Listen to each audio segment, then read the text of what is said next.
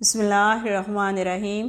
منبر رسول اللہ صلی اللہ علیہ وآلہ وسلم بننے سے پہلے حضور پر نور صلی اللہ علیہ وآلہ وسلم خشک کھجور کے تنے سے ٹیک لگا کر خطبہ ارشاد فرمایا کرتے تھے۔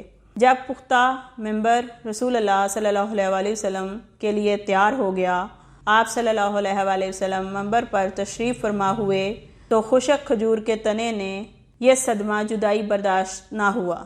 اس نے اس طرح رونا شروع کیا جس طرح چھوٹا بچہ ماں کی جدائی سے روتے ہوئے سسکیاں لیتا ہے۔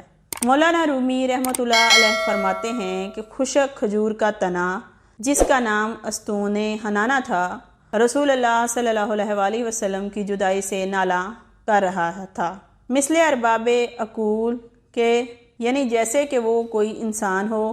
اس آواز گریہ سے اصحاب رسول صلی اللہ علیہ وآلہ وسلم تعجب میں پڑ گئے کہ یہ ستون اپنے پورے حجم طول و عرض سے کس طرح رو رہا ہے۔ آپ صلی اللہ علیہ وآلہ وسلم نے دریافت کیا، اے ستون تجھے کیا ہوا؟ اس نے عرض کیا، یا رسول اللہ صلی اللہ علیہ وآلہ وسلم، آپ کی جدائی کا صدمہ ہے، مجھ سے برداشت نہیں ہوا۔ آپ صلی اللہ علیہ وآلہ وسلم کی جدائی سے میری جان اندر ہی اندر جل رہی ہے۔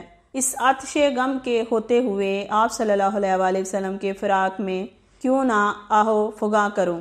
یا رسول اللہ صلی اللہ علیہ وآلہ وسلم، آپ ہی تو جانے کائنات ہیں، پہلے مجھ سے ٹیک لگاتے تھے، اب مجھ سے الگ ہو گئے ہیں اور میری جگہ دوسرا ممبر پسند فرما لیا ہے۔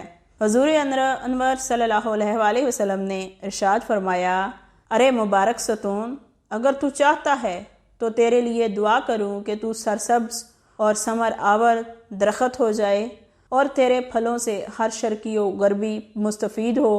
اور کیا تو ہمیشہ کے لیے تر و تازہ ہونا چاہتا ہے یا تو پھر عالم آخرت میں کچھ چاہتا ہے؟ استون حنانہ نے کہا، یا رسول اللہ صلی اللہ علیہ وآلہ وسلم، میں تو دائمی اور ابدی نعمت چاہتا ہوں۔